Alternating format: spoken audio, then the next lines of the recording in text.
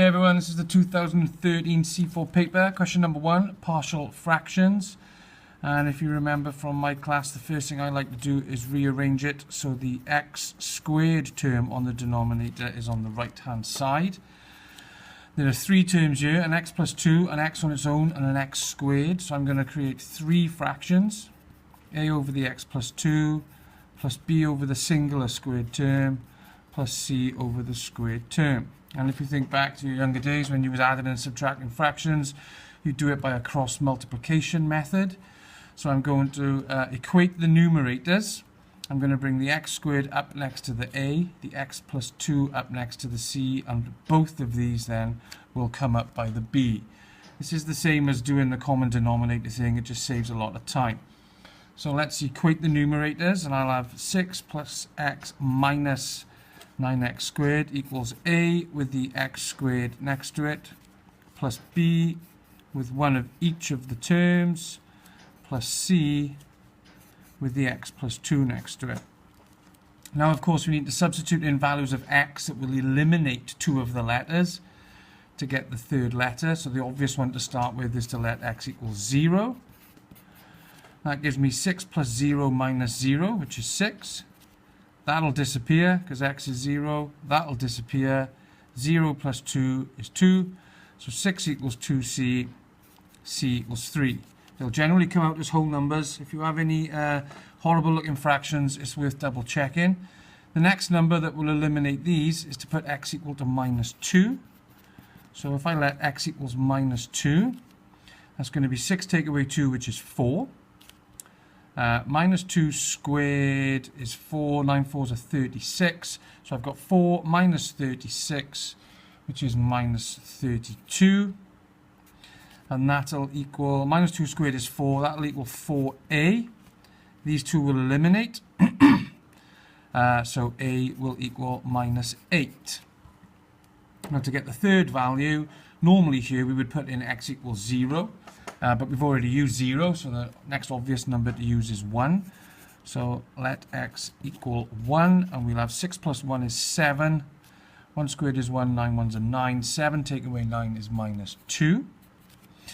And that will equal, right, 1 squared is 1, so that will equal a, 1a, plus 1 plus 2 is 3, 3 times 1 is 3, plus 3b, plus 1 plus 2 is 3, 3c.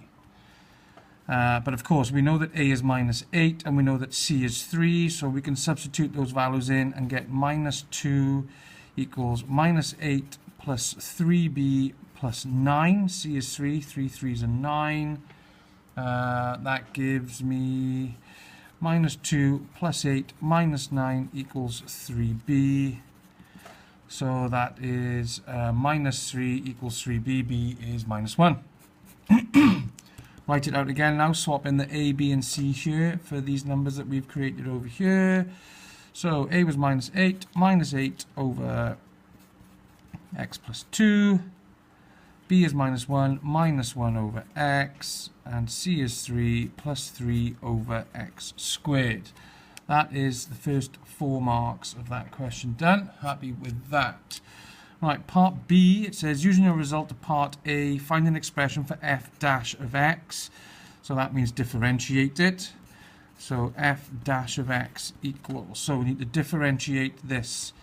So think of that as x plus 2 to the power of minus 1. Bring the power down, minus 1 times minus 8 is plus 8. And reduce the power by 1, that'll go to minus 2. So that's 8 over x plus 2 squared. Let's differentiate the minus 1 over x. Again, think of it as minus 1, x to the minus 1. Minus 1 times minus 1 is plus 1. That x to the minus 1 will go to x to the minus 2, 1 over x squared. And then the last one, think of that as 3x to the minus 2. Minus 2 times 3 is minus 6, and that'll go down to x to the minus 3. No problem there. And then finally verify that it has a stationary value when x equals 2. So just to do that, I'm going to substitute in x equals 2 into my f dash of x expression, my differentiated expression. Of course, that's the gradient. So if it comes out as 0, that means it's a stationary point or a stationary value. So let's sub in x equals 2, and I'll get 8 over 2 plus 2 all squared plus 1 over 2 squared minus 6 over 2 cubed. Just move the paper up a bit. That's 8 over 16 minus 1 over 4 minus 6 over 8. That's a half minus a quarter. And sorry, it's a half plus a quarter, which is 3/4, minus 3/4, which is 0.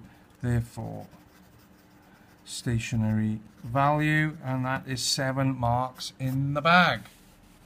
Good start.